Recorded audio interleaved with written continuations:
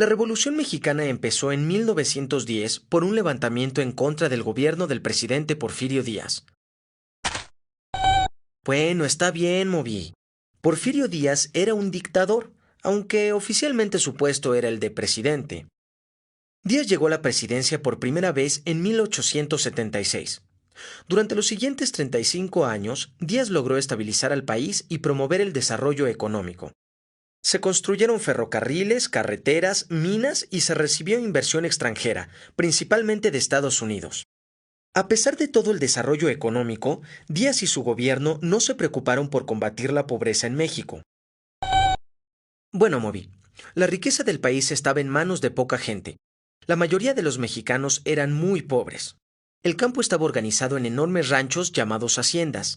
En muchas de estas haciendas maltrataban a sus trabajadores.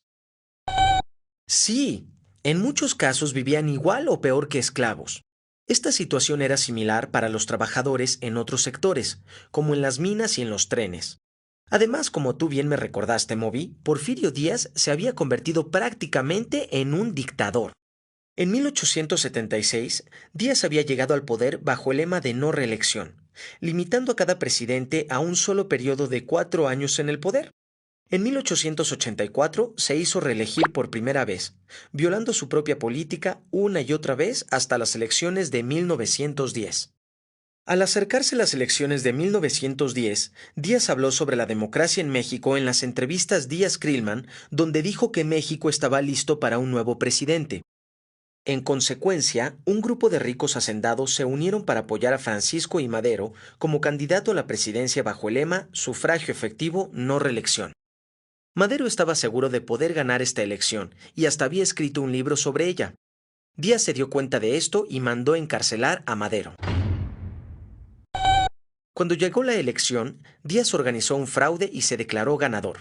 Madero escapó de la cárcel y vio que solo a través de una lucha armada podría haber democracia en México. Madero escribió el Plan de San Luis, llamando a todo el pueblo a levantarse contra Díaz. El 20 de noviembre de 1910 empezó la Revolución Mexicana. A Madero se unieron activistas y revolucionarios de todo el país. En el norte, Pascual Orozco y Pancho Villa formaron un ejército conocido como la División del Norte. En el sur, Emiliano Zapata se unió al levantamiento con el lema Tierra y Libertad. Con tantos enemigos, el gobierno de Díaz duró poco más, y en 1911 Madero asumió la presidencia. Madero tenía las mejores intenciones, pero el país tenía muchísimos problemas después de 35 años de dictadura.